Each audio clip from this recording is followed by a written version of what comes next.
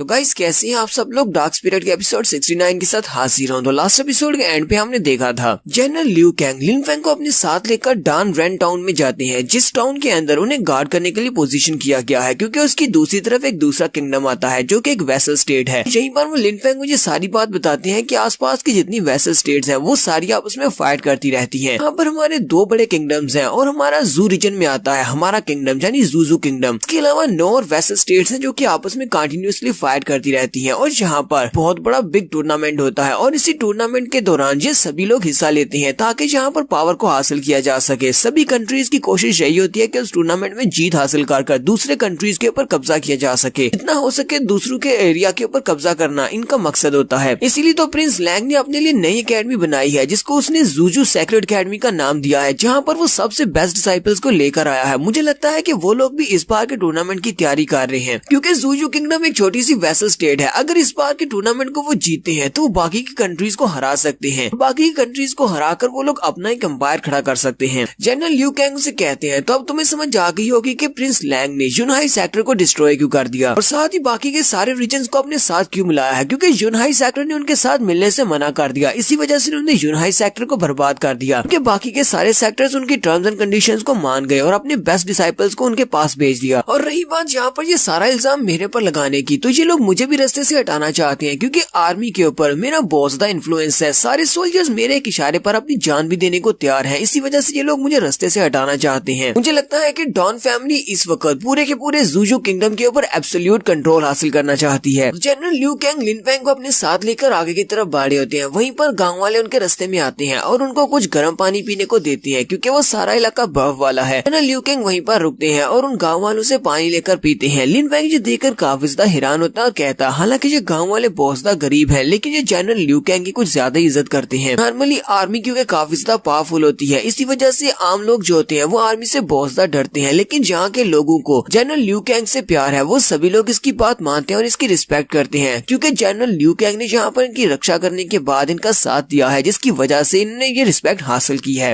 वो सभी गाँव वाले बहुत ज्यादा खुश होते हैं। जनरल लिू कैंग को बेस्ट ऑफ लक भी बोलते हैं। जनरल लिू कैंग अपने बेस की तरफ आगे बढ़ते हैं। सोल्जर उनको देखकर कहता है जनरल वापिस आ गए, चलो जल्दी से दरवाजा खोल दो। जनरल के वहाँ पर पहुँचने पर जल्दी से उनके लिए दरवाजा खोल दिया जाता है। अंदर बहुत सारे सोल्जर्स खड़े होते हैं जो कि जनरल का इंतजार कर रहे होते हैं। वो जनरल को देखते ही रोना शुरू कर देते हैं क्योंकि उनके जनरल जिंदा वापस आए हैं और जनरल भी उनको देखकर रोना शुरू कर देते हैं। और सोल्जर्स एक दूसरे से कहते हैं चलो शुक्र है कि हमारे जनरल जिंदा वापस आ गए क्योंकि इनका सफर बहुत ज्यादा खतरनाक था। हमें पता था कि ये इंपीरियल फैमिली में जाने वाले हैं प्रिंस लैंग को मारने के लिए, लेकिन हम लोग इस बात से बहुत ज्यादा खुश हैं कि वहाँ से जिंदा वापस आ गए हैं। अब हमें सुकून मिला। तो जनरल लिू कैंग उन सभी से कहते हैं जितने सोल्जर्स मेरे साथ है तुम सभी लोग थक गए होगे, जाओ जाकर अपने अपने कैंप्स में जाकर आराम करो। यहीं पर उन्हें घोड़े के तेज तेज भागने की आवाज आती है। वो सभी लोग पीछे की तरफ देखते हैं। ल्यूफी वहाँ पर आती है और चिल्ला चिल्लाकर अपने फादर को गालियां दे रही होती है। लिन फेंग उसकी तरफ देखता और कहता है ये लड़की तो अभी भी बहुत ज्यादा गुस्से में है। ल्यूफी वहाँ पर आती है, अपने डैड को पंच मारती है और कहती है बास्टर्ड तुमने ये सब कुछ क्यों किया। लिन फेंग ये देखकर और भी ज्यादा हैरान होता है कि ये अपने फादर के साथ क्या कर रही है। साथ ही ल्यूफी रोना शुरू कर देती है। उसके फादर उसे कहते हैं प्लीज मुझे माफ करना, तुम्हें इतने मुश्किल वक्त में अकेला छोड़ दिया, लेकिन आज जैसा कि तुम देख सकती हो कि मैं बिल्कुल ठीक हूँ, मैं अभी तक जिंदा हूँ, मैं मरा नहीं हूँ। फीफी और भी रोना शुरू कर देती है और कहती है हाँ मुझे दिखाई दे रहा है तुम बिल्कुल ठीक हो लेकिन मैं ठीक नहीं हूँ। फिर साथ ही वो अपनी आंसू साफ करते हुए कहती है डैडी दोबारा कभी ऐसा मत करना, मुझे छोड़कर जाने की बात भी मत करना। फिर साथ ही उसकी नजर लिन फेंग पर पड़ती है क्योंकि उसने मास्क लगाया होता है, इसी वजह से वो उसको पहचान नहीं पाती। जनरल लिू कैंग उसे कहते हैं फीफी मैं तुम्हें एक लड़के से मिलाता हूँ, ये लड़का वाकई में बहुत ज्यादा बहादुर है, इस लड़के ने वहाँ पर प्रिंस लैंग से मेरी जान बचाई है। तो फीफी उसकी तरफ देखती है और उसे पहचानती नहीं। वो कहती है आखिर ये कौन है। लिन फेंग उसका मजाक उड़ाते हुए कहता अब क्या तुम अपने बंदे को पहचान नहीं पा रही। फीफी उसकी बात सुनने के बाद बहुत ज्यादा चौंक जाती है। लिन फेंग अपना मास्क उतारता है तो वो जल्दी से चिल्लाकर कहती है लिन फेंग कमीने कहीं के तुम यहाँ पर क्या कर रहे हो। लिन फेंग से कहता है काफी लंबे अरसे के बाद तुम्हें देख रहा हूँ। लिू कैंग उन दोनों से कहते हैं क्या तुम दोनों एक दूसरे को जानते हो। लिन फेंग लिू कैंग से कहता हाँ हम दोनों एक दूसरे को सिर्फ जानते ही नहीं बल्कि कुछ ज्यादा ही जानते हैं। तो फीफी आगे से शर्माना शुरू कर देती है। उसके फादर उसे कहते हैं लिन फेंग तुम यहाँ पर कैसी बात कर रहे हो, तुमने यहाँ पर ये क्यों कहा। फीफी अपने बंदे को पहचानती नहीं, क्या तुम दोनों गर्लफ्रेंड बॉयफ्रेंड हो। फिर शर्माते हुए अपने डैड से कहती है डैड ऐसी कोई बात नहीं है, ये तो बस यहाँ पर ऐसी बकवास कर रहा है। लिन फेंग उसे कहता है किसने कहा कि मैं यहाँ पर बकवास कर रहा हूँ, ये बात तो तुमने खुद ही कही थी, ब्रदर रेन के सामने तुमने कहा था तुम मेरी गर्लफ्रेंड हो। फीफी गुस्से के साथ उसके ऊपर अटैक करने के लिए आगे बढ़ जाती है और जाकर उसको कॉलर से पकड़ लेती है, जबकि जनरल वहीं पर खड़े खड़े ये देखकर काफी ज्यादा खुश हो रही होती हैं और वो फीफी से कहते हैं फीफी बेटा अब बस करो, चलो अंदर चलते हैं, हमें यहाँ पर काफी देर हो गई है बाहर रुके हुए। और वो सभी लोग अंदर की तरफ चल पड़ते हैं। जैसे वो लोग गेट के पास पहुँचते हैं पर बहुत सारे सोल्जर्स अपने घुटनों के पास बैठे होते हैं। जनरल ल्यू कैंग उनसे कहते हैं, मैंने तुम सभी से कहा था कि जाकर रेस्ट करो, तुम सभी लोग यहाँ पर फिर से दरवाजे के पास क्यों बैठे हुए हो। वो सभी सोल्जर्स कहते हैं, हम सभी लोग यहाँ पर अपना ग्रेटिट्यूड पेश करने के लिए बैठे हैं, हम लोग यहाँ पर यंग मास्टर का थैंक यू कहने वाले हैं। वो सभी लोग इस बार लिन फेंग के सामने झुककर बैठे होते हैं और उसे यंग मास्टर कह रहे होते हैं। लिन फेंग जल्दी से घोड़े से नीचे उतरता है और कहता है, तुम सभी को ये सब कुछ करने की जरूरत नहीं है, चलो जल्दी से उठकर खड़े हो जाओ। सोल्जर उसे कहती है, यंग मास्टर तुमने न सिर्फ हमारे जनरल ल्यू कैंग की जान बचाई है बल्कि इनके साथ साथ हम सारे सोल्जर्स की जान बचाई है और इस पूरे डॉन रेन गांव वालों की जान बचाई है। आज अगर जनरल जिंदा वापस नहीं आते तो डॉन रेन के ऊपर दूसरे कंट्री के लोग अटैक कर देते और जहाँ पर सभी लोग मारे जाते और सारे सोल्जर्स भी मारे जाते। तुम्हारा बहुत बहुत शुक्रिया जो तुमने हमारे जनरल की जान बचा ली, इसलिए प्लीज तुम्हें हमारे ग्रेटिट्यूड को एक्सेप्ट करना पड़ेगा। लिन फेंग उस सोल्जर का हाथ पकड़ता है और उसे खड़ा करते हुए कहता है, ठीक है मैं लिन फेंग, मैं तुम्हारे ग्रेटिट्यूड को एक्सेप्ट करता हूँ, चलो जल्दी से उठकर खड़े हो जाओ। जनरल उन सभी से कहते हैं, चलो ठीक है अब सभी लोग जाकर रेस्ट करो, अब सबके तुमने अपनी बात यहाँ पर पूरी कर ली। और वो सारे सोल्जर अपने अपने रास्ते चले जाते हैं। जनरल ल्यू कैंग लिन फेंग से कहते हैं, ये सारे मेरी आर्मी के सोल्जर्स हैं, इनमें से काफी सारे सोल्जर्स ऐसे हैं जो कि कमांडर्स हैं और इनके नीचे हजारों की तादाद में बहुत सारे ब्लड कैवलरी के सोल्जर्स आते हैं। इन सभी के ऊपर बहुत ज्यादा भरोसा करता हूँ। अब जबकि तुमने इनके जनरल की और इन सभी की जान बचाई है, फ्यूचर में अगर कभी तुम्हें इनकी मदद की जरूरत पड़ेगी तो ये सभी लोग तुम्हारे लिए अपनी जान भी देने को तैयार होंगे। लिन फेंग हैरान होकर कहता है, इस बात का क्या मतलब है कि ये लोग मेरी मदद करेंगे। तो जनरल लिन फेंग से कहते हैं, मैं बिल्कुल ठीक कह रहा हूँ, फ्यूचर में जब भी कभी बैटलफील्ड में तुम्हें सोल्जर्स की जरूरत पड़ेगी तो ये सभी लोग तुम्हारे काम आएंगे। मैं तो आर्मी का जनरल हूँ और ये सभी लोग ओपनली मेरे ऊपर अटैक नहीं कर सकते और मुझे इस तरह मार नहीं सकते क्योंकि तुम एक स्टूडेंट हो। अगर उन्हें तुम्हारी आइडेंटिटी के बारे में पता चल गया तो वो तुम्हारे ऊपर जरूर अटैक करेंगे। फिर जनरल ल्यू कैंग फीफी से कहते हैं, फीफी जाओ जाकर तुम अंदर रेस्ट करो, मुझे लिन फेंग से कुछ बात करनी है, मैं इसके साथ वापस आऊंगा लेकिन थोड़ी देर के बाद। जनरल ल्यू कैंग लिन फेंग को डॉन रेन टाउन के टॉप पर ले जाते हैं जहाँ से वो सामने की तरफ देख सकते हैं बॉर्डर के दूसरी तरफ। वो लिन फेंग को लेकर उस तरफ जा रही होती है तो वहाँ पर जो गेट होता है वो एक बड़ी सी तलवार की शेप का होता है। लिन फेंग कहता है, जो तो काफी ज्यादा हैरान करने वाली बात है, यहाँ पर इसका जो गेट है वो एक तलवार जैसा बनाया गया है, शायद इसी वजह से इस जगह को डॉन रेन टाउन कहा जाता है। वो लोग सीढ़ियाँ चढ़ते हुए उस दीवार के ऊपर चले जाते हैं। दीवार के ऊपर खड़े होकर जनरल उसे सामने की तरफ दिखाती है, उसे कहते हैं, जरा सामने की तरफ देखो। वहाँ पर सामने एक मैदान होता है और उस मैदान में बहुत सारी तलवारें पड़ी होती है। लिन फेंग को बताते हैं कि यहाँ पर हमारे बहुत सारे सोल्जर्स की जान गई है और उनकी टूटी हुई तलवारें यहीं पर पड़ी हुई है। ऐसे तो यहाँ पर बहुत सारी बोरिंग बातें की जाने वाली है, इसको पढ़ पढ़ के मैं बहुत ज्यादा बोर हो गया था, इसलिए मैं आप सबको बोर नहीं करना चाहता, शॉर्ट में यहाँ पर एक्सप्लेन करूंगा। तो जनरल उसे कहते हैं, मैंने अपने सोल्जर से कहा कि इन सारी तलवारों को यहाँ से ना निकाला जाए, तो यहाँ पर हमारे सोल्जर्स ने अपनी जान दी है इस पूरे एरिया को प्रोटेक्ट करने के लिए, इसी वजह से उनको याद रखने के लिए सारी तलवारें यहीं पर रहने दी जाएं। तो यहीं पर खड़े खड़े लिन फेंग उनसे कहता है, जनरल आपको देखकर तो लगता है कि आप काफी ज्यादा परेशान हैं, क्या बात है। जनरल उसे कहते हैं, लिन फेंग मैं तुमसे एक रिक्वेस्ट करना चाहता हूँ, क्या तुम मेरा एक छोटा सा काम करोगे। तुम्हें मेरी सिचुएशन के बारे में अच्छी तरह से पता है कि इस वक्त प्रिंस लैंग मेरे पीछे लगा हुआ है, सिर्फ प्रिंस लैंग ही नहीं बल्कि इस वक्त बाहर की तरफ से भी खतरा है, बहुत ही जल्दी ग्रेट कंपटीशन स्टार्ट होने वाला है और दूसरे कंट्रीज किसी वक्त भी डॉन रेन के ऊपर अटैक कर सकते हैं, यानी कि मैं किसी वक्त भी मर सकता हूँ। तुमसे ये रिक्वेस्ट करना चाहता हूँ कि तुम फीफी को अपने साथ ले जाओ, उसका ख्याल रखना। तो लिन फेंग उनकी बात सुनने के बाद हैरान होकर कहता है, जनरल क्या आपको मेरे ऊपर इतना ज्यादा भरोसा है जो कि आप अपनी बेटी को मेरे साथ भेजने को तैयार हैं। जनरल ल्यू कैंग से कहते हैं, हमारे यूनाई सेक्टर के सारे एल्डर्स ने तुम्हें बचाने के लिए अपनी जान दे दी, हमारे अलावा मैं इस दुनिया में किसी पर भी ज्यादा भरोसा नहीं कर सकता, और ऊपर से मुझे लगता है कि तुम और फीफी एक दूसरे को अच्छी तरह से जानते हो और तुम दोनों एक दूसरे को पसंद भी करते हो। इस बात से भी फर्क नहीं पड़ता कि अगर तुम फीफी से शादी करना चाहते हो उसे अपनी वाइफ बनाकर अपने साथ रख सकते हो। फेंग शर्माते हुए जनरल से कहता है, जनरल ऐसी कोई बात नहीं है, मेरा ऐसा कोई इरादा नहीं। जनरल उसकी तरफ देखते हैं और कहते हैं, तुम वाकई में बहुत ज्यादा प्योर हार्टेड हो, लेकिन तुम्हें फीफी को अपने साथ लेकर जाना पड़ेगा। लिन फेंग उनसे कहता है, ठीक है जनरल मैं आपकी बात को एक्सेप्ट करता हूँ, मैं फीफी को अपने साथ लेकर जाऊंगा और उसका ख्याल रखूंगा। तो नेक्स्ट सीन फिर से बेस का दिखाया जाता है। फादर वापस आने के बाद फीफी से जब ये बात करते हैं कि तुम्हें लिन फेंग के साथ जाना होगा, वो बहुत ज्यादा गुस्सा हो जाती है और आगे बढ़कर लिन फेंग को कॉलर से पकड़ लेती है और कहती है, तुमने मेरे फादर के कान में ऐसी कौन सी बात घोल दी है कि जो तुम्हारे गीत गा रहे हैं। जबकि उसके फादर उसे कहते हैं, फीफी अब बस बहुत हो गया, मैंने यहाँ पर अपना फैसला कर लिया है, तुम लिन फेंग के साथ जाने वाली हो। जबकि फीफी चिल्लाकर अपने फादर से कहती है, फादर नहीं मैं इस लड़के के साथ नहीं जाऊंगी, मैं आपको छोड़कर नहीं जा सकती। उसके फादर चिल्लाकर उसे कहते हैं, अब बस बहुत हो, जाओ जाकर अपनी तैयारी करो, आज ही तुम लिन फेंग के साथ यहाँ से जाने वाली हो, अगर तुम ऐसा नहीं करती तो आज के बाद मैं तुम्हारा फादर नहीं। तो फादर यहाँ पर उसे इमोशनली ब्लैकमेल कर देते हैं। फिर अपने फादर की बात सुनने के बाद रोना शुरू कर देती है, फिर साथ ही वो वहाँ से बाहर चली जाती है ताकि जाकर अपनी तैयारी कर सके। यहीं पर हम लोग अपनी एपिसोड एपिसोड 69 का एंड करेंगे। नेक्स्ट एपिसोड में हमारा लिन फेंग फीफी को अपने साथ लेकर सुप्रीम अकेडमी में चला जाएगा, जहाँ पर पहले से मैंकिंग उसके रूम में रहती है। वहाँ पर जाकर फीफी का रिएक्शन क्या होगा ये नेक्स्ट एपिसोड में पता चलेगा।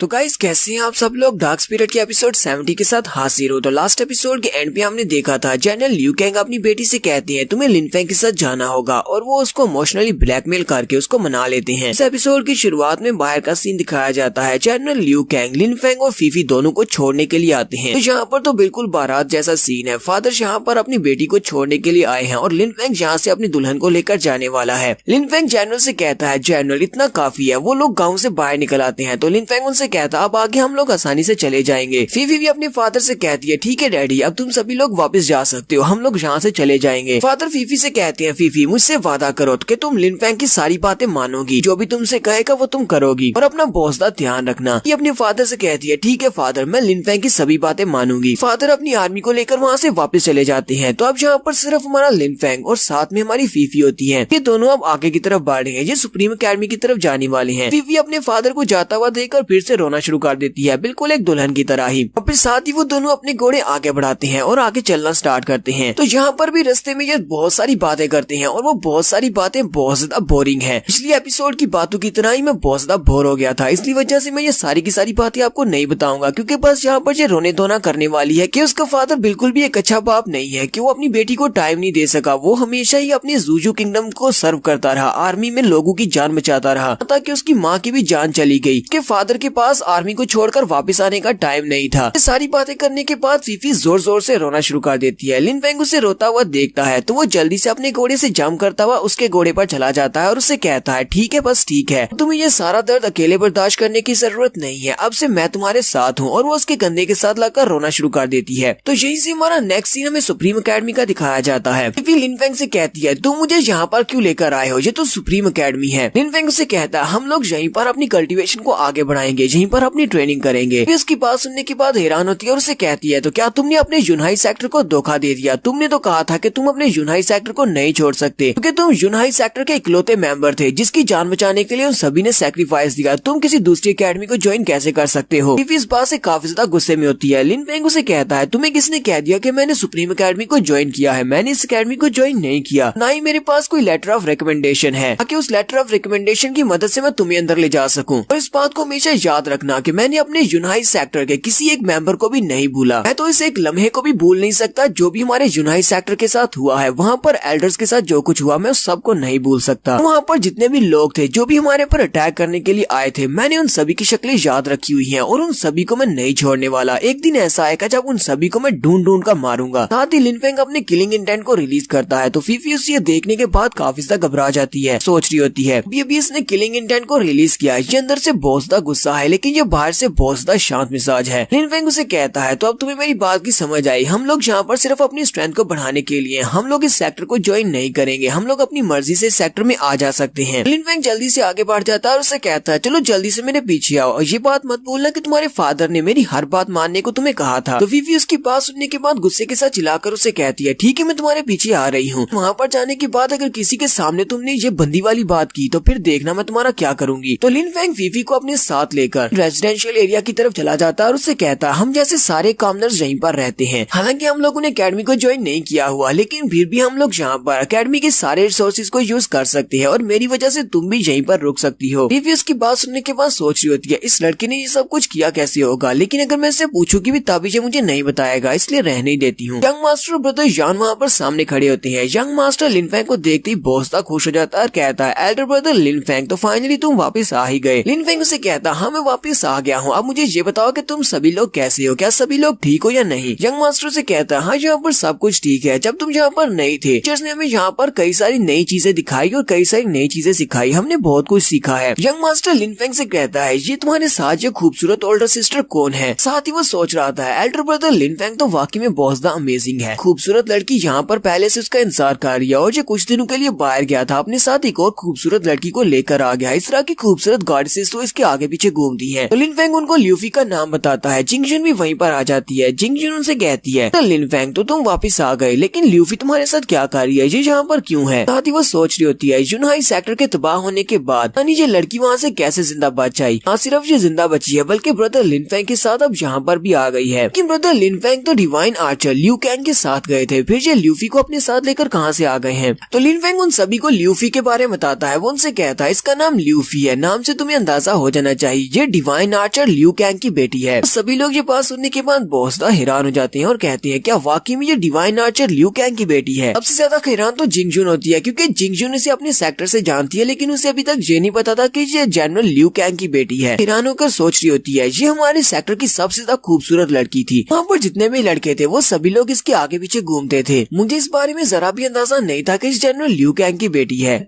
कि इसी वजह से ये वहाँ पर यूनहाई सेक्टर से जिंदा बचकर बाहर निकल पाई है। यहाँ पर ब्रदर जान आगे बढ़ता है और ल्यूफी से कहता है यंग लेडी, आपके फादर की बहुत ज्यादा रिस्पेक्ट करता हूँ। मैंने तुम्हारे फादर के बहुत ज्यादा कारनामे सुने हैं, वो वाकई में एक बहुत ही महान जनरल है। अभी फ्यूचर में कभी उनकी तरह बनना चाहता हूँ या फिर उनकी आर्मी को ज्वाइन करना चाहता हूँ कि मैं उनके नीचे सर्व कर सकूँ, क्योंकि वो एक बहुत ही महान जनरल है। उन्होंने बहुत सारे लोगों की जान बचाई है। साथ ही जान उसे कहता है क्या तुम मुझे अपने फादर के साथ मिलवा सकती हो? मैं उनसे मिलना चाहता हूँ क्योंकि वो मेरे रोल मॉडल है। उसकी बात सुनने के बाद सोच रही होती है तो मेरे फादर के चाहने वाले अभी भी हैं जो कि दिल से उनकी रिस्पेक्ट करते हैं। वो उसे कहती है हाँ क्यों नहीं, जब भी कभी मौका मिलेगा मैं अपने फादर से तुम्हें जरूर मिलाऊंगी। लेकिन अपने फादर का नाम सुनने के बाद फीफी फिर से उदास हो जाती है और साथ ही वो लिनफेंग से कहती है लिनफेंग मुझे रेस्ट करनी है, मुझे मेरा रूम दिखा दो। लिनफेंग उसे कहता हाँ क्यों नहीं, यहाँ पर बहुत सारे खाली रूम है, उनमें से कोई भी रूम अपने लिए तुम चूज कर सकती हो, जाओ जाकर उसमें रेस्ट कर लो। ल्यूफी से कहती है नहीं, मुझे तुम्हारे साथ तुम्हारे रूम में रहना है। यंग मास्टर जिंगजुन और ब्रदर जान तीनों ये बात सुनने के बाद बहुत ज्यादा हैरान हो जाते हैं और तीनों अपनी अपनी सोच रही होती है। वो तीनों एक ही बात सोच रहे होते हैं यहाँ पर चल क्या रहा है। तो लिनफेंग में ऐसा क्या है कि एक और लड़की उसके साथ उसी के रूम में रहना चाहती है। पहले से मैंकिंग इसके रूम में रह रही है, वो दोनों एक साथ रह रहे हैं और अब ये ल्यूफी ये भी इसी के रूम में रहना चाहती है। क्या इन दोनों का रिलेशन इतना ज्यादा आगे बढ़ चुका है कि ये दोनों एक ही रूम में रहना चाहते हैं। लिनफेंग फीफी से कहता है क्या वाकई में तुम मेरे साथ मेरे रूम में रहना चाहती हो? फीफी से कहती है हाँ क्यों नहीं, तुम्हें इस बात से कोई मसला है? अगर तुम्हें इस बात से कोई मसला नहीं है तो फिर मैं तुम्हारे साथ तुम्हारे रूम में रहूंगी, मुझे ये बताओ कि तुम कहाँ पर रहते हो। लिनफेंग उसे कहता है मुझे इस बात से कोई मसला नहीं है। वो सामने अपने रूम की तरफ उसे इशारा करता है और कहता है वो सामने मेरा रूम है। फीफी जैसे उसके रूम की तरफ जाने लगती है ब्रदर जान उसके सामने खड़ा हो जाता है और कहता है मुझे नहीं लगता कि तुम्हें लिनफेंग के रूम में जाना चाहिए, तुम्हें कोई और रूम अपने लिए चूज करना चाहिए। फीफी और लिनफेंग दोनों से कहते हैं ब्रदर जान अब तुम्हें क्या हो गया, तुम इस तरह की बात क्यों कर रहे हो? तो जान उसे कहता है ये तो बिल्कुल भी ठीक नहीं है, क्योंकि वो काफी ज्यादा घबराया हुआ होता है। जिंगजुन और यंग मास्टर भी उसे कहते हैं हाँ ये बिल्कुल ठीक नहीं है, इसे तुम्हारे साथ नहीं होना चाहिए, इसे किसी और रूम में ठहरा दो। लिनफेंग हैरान होकर सोच रहा था आखिर इन लोगों को क्या हो गया, ये इतनी अजीब से रिएक्शंस क्यों दे रहे हैं। फीफी लिनफेंग से कहती है नहीं तुम लोगों की एडवाइस का बहुत ज्यादा शुक्रिया, लेकिन मैं लिनफेंग के रूम में ही रहने वाली हूँ। फिर से आगे बढ़ जाती है तो जान जल्दी से फिर से आगे बढ़ता है और उसे कहता है ब्रदर लिनफेंग मुझे लगता है कि अगर तुम्हें इस लड़की को अपने ही रूम में रखवाना है तो पहले तुम्हें जाकर दरवाजा खोलना चाहिए, तुम पहले अंदर जाओ, इसके बाद इसको अंदर जाने देना। क्योंकि दोनों भी उसे कहते हैं हाँ ब्रदर लिनफेंग तुम पहले अंदर जाओ। लिनफेंग उनसे कहता है अच्छा ठीक है मैं पहले अंदर जाता हूँ, पता नहीं ये सभी लोगों को हो क्या गया है। तो लिनफेंग जल्दी से जाकर दरवाजे पे हाथ रखता है। जैसे वो दरवाजे को खोलता है तो अंदर से बहुत ज्यादा कोल्ड इंटेंट निकल रहा होता है और उसकी पावर बहुत ज्यादा होती है। लिनफेंग भी उस सभी को बड़ी मुश्किल से ब्लॉक कर पा रहा होता है। लिनफेंग कहता है यहाँ पर चल क्या रहा है कि ये सारी पावर्स मैंकिंग की है, मैंकिंग अपनी बॉडी से इतना ज्यादा कोल्ड ऑरा कैसे रिलीज कर सकती है, ये तो बहुत ज्यादा खतरनाक है। लगता है कि ब्रदर जान इसी वजह से ल्यूफी को अंदर जाने से रोक रहा था। तो मैंकिंग अंदर से आवाज देती है कौन है? लिनफेंग उसे कहता है ये मैं हूँ। लिनफेंग उसे कहता है कि ये मैं हूँ। तो मैंकिंग जल्दी से अपने कोल्ड इंटेंट को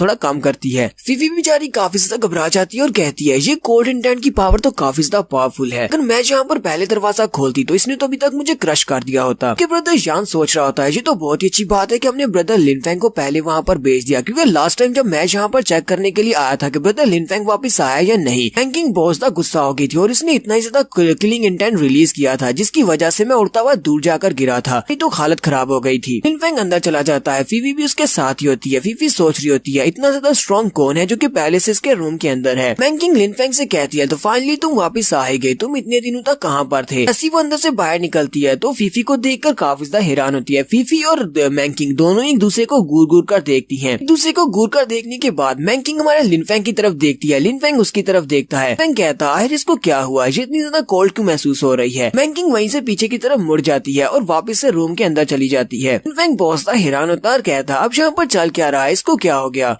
कि मैं कुछ ज्यादा दिनों के लिए यहाँ से दूर था, इसी वजह से ये बहुत ज्यादा गुस्सा हो गई है। इसी वक्त फीफी भी बहुत ज्यादा गुस्सा हो जाती है और चिल्लाकर उसे कहती है लिन फेंग तुम बहुत बड़े कमीने हो, और वो भी गुस्से के साथ पीछे की तरफ मुड़ जाती है। लिन फेंग पीछे की तरफ मुड़ता और कहता है अब इसको क्या हो गया, ये इतनी ज्यादा गुस्से में यहाँ से क्यों चली गई, मुझे तो कुछ भी समझ नहीं आ रही। एक गुस्से के साथ अंदर चली गई है और दूसरी गुस्से के साथ बाहर जा रही है। तो उसी वक्त ब्रदर जान भी अंदर आ जाता है और लिन फेंग से कहता है ब्रदर लिन फेंग तुम तो बहुत ही बुरी सिचुएशन में हो, मुझे ये बताओ कि अब तुम किसके पीछे जाओगे, वो जो अंदर चली गई है या वो जो बाहर चली गई है। लिन फेंग गुस्से के साथ उसे कहता है तुम्हारी हिम्मत कैसे हुई यहाँ पर मुझे इतनी बुरी सिचुएशन में फंसाने की, ये सब कुछ तुम्हारा किया धरा है। लिन फेंग सोच रहा होता है मुझे लगता है कि मुझे ल्यूफी के पीछे जाना चाहिए क्योंकि मैं उसे अभी अभी तो लेकर आया हूँ और वो अपने फादर की वजह से काफी परेशान है। अगर वो गुस्से में यहाँ पर से कई बार चली गई तो फिर मैं उसके फादर को क्या जवाब दूंगा। लिन फेंग भागता हुआ पहले ल्यूफी के पीछे चला जाता है। ब्रदर जान उसे कहता है हमने तो तुम्हें वार्निंग दी थी कि तुम उस लड़की को एक ही रूम के अंदर लेकर मत आओ क्योंकि वहाँ पर पहले से एक लड़की है, तुमने हमारी बात सुनी नहीं। जाने से पहले उसे कहता है मैं तुम्हें वापस आकर बताता हूँ, तुमने मुझे बहुत ही बुरा फंसाया है। जबकि ब्रदर जान कहता अब ये सारी की सारी गलती मेरी कैसे हो गई, मैंने तो यहाँ पर कुछ भी नहीं किया। और यहीं पर हम लोग अपनी एपिसोड 70 का एंड करेंगे। तो नेक्स्ट एपिसोड में देखेंगे हमारा लिन फेंग फीफी को मनाकर ले आएगा, क्या ल्यूफी और मैंकिंग फिर दोनों एक ही रूम में रहने के लिए राजी हो जाएंगी या नहीं। एपिसोड की एक्सप्लेनेशन अच्छी लगी हो तो कमेंट करके जरूर बताइएगा। चैनल को सब्सक्राइब कर दे, वीडियो को लाइक और शेयर कर दे। शुक्रिया।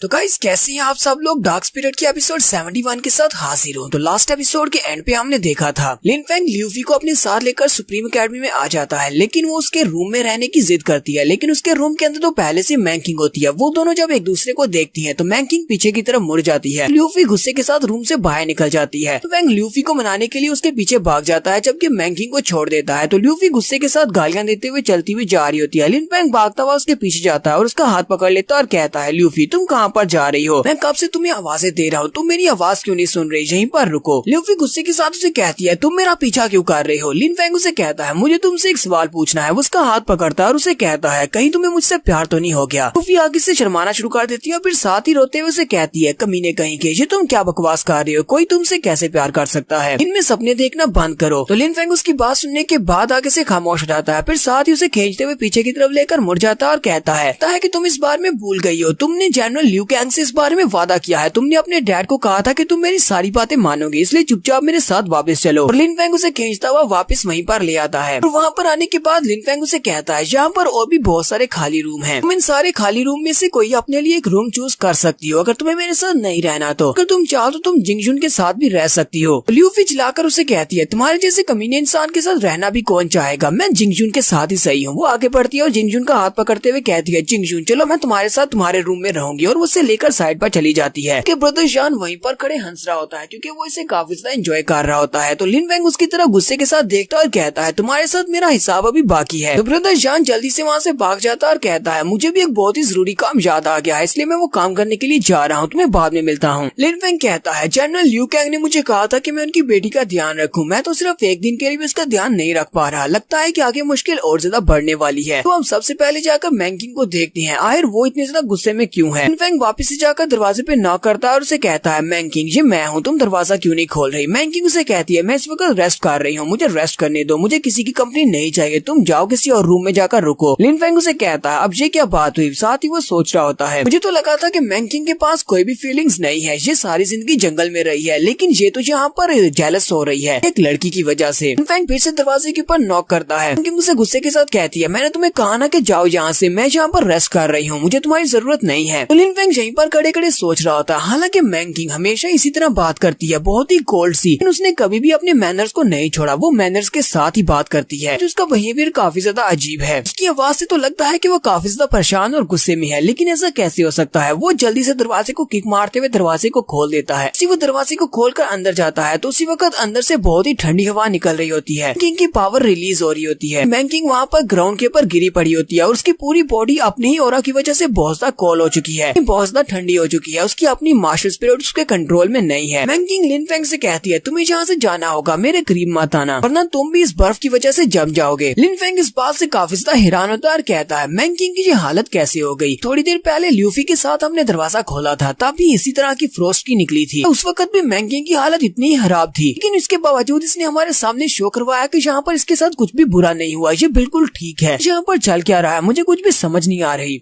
ये नहीं चाहती कि मैं इसके बारे में जानूं कि इसकी हालत काफी ज्यादा खराब है। लिन फेंग वहाँ से आगे बढ़ना शुरू करता है मैंकिंग की तरफ और सोच रहा होता है मैं इसे यहाँ पर इस हालत में अकेले नहीं छोड़ सकता। अगर मैंने इसको यहाँ पर अकेले छोड़ा तो ये इसके लिए बहुत ज्यादा डेंजरस हो सकता है, ये अपने ही ऑरा की वजह से जमकर मर सकती है। लिन फेंग मैंकिंग से कहता है जब मैं तुम्हें जंगल से अपने साथ लेकर यहाँ पर आया था तब मैंने तुमसे वादा किया था कि मैं तुम्हें यहाँ पर सेफ रखूंगा और तुम्हारा पूरा ख्याल रखूंगा, इसी वजह से मैं यहाँ पर अपना वादा पूरा करने वाला हूँ। मैंकिंग फिर से उसे कहती है तुम्हें यहाँ से जाना होगा, तुम यहाँ पर नहीं रुक सकते। फेंग उसे कहता है जब जब तुम मुझे प्रोटेक्ट करती हो तब मुझे बहुत ज्यादा बुरा लगता है क्योंकि मुझे तुम्हें प्रोटेक्ट करना चाहिए ना ही तुम्हें मुझे, इसलिए इस बार मुझे ये सब कुछ करने दो, मैं तुम्हें प्रोटेक्ट करूंगा। लिन फेंग को वहाँ पर उसकी गोल्ड मास्टर स्पिरिट से निमटने के लिए काफी सारी एनर्जी की जरूरत होती है। वो अपनी रिंग निकालता है जो कि मास्टर बीलाओ ने उसे दी थी, पैट्रियार्च की रिंग के अंदर से काफी सारे क्रिस्टल्स को बाहर निकालता और कहता है शुक्र है कि पैट्रियार्च की रिंग के अंदर काफी सारे क्रिस्टल्स हैं, इन क्रिस्टल्स की एनर्जी को एब्जॉर्ब करके मैं इसकी मास्टर स्पिरिट को यहाँ पर थोड़ी देर के लिए ब्लॉक कर सकता हूँ। वहाँ पर बहुत सारे क्रिस्टल्स होते हैं लेकिन इतने सारे क्रिस्टल्स को एक ही टाइम पर एब्जॉर्ब करना काफी ज्यादा मुश्किल होता है। थोड़ी देर तक तो वो उन क्रिस्टल्स के साथ उस मैंकिंग की एनर्जी को वहाँ पर ब्लॉक कर पाता है, लेकिन थोड़ी देर के बाद वो एनर्जी उसकी बॉडी को भी इफेक्ट करती है और लिन फेंग की बॉडी भी ऊपर से जमना शुरू हो जाती है। लिन फेंग कहता है मुझे बहुत ज्यादा सर्दी महसूस हो रही है, जैसे कि मेरे इंटरनल ऑर्गन्स अंदर से जमना शुरू हो गए हैं, मेरी ऊपर की पूरी बॉडी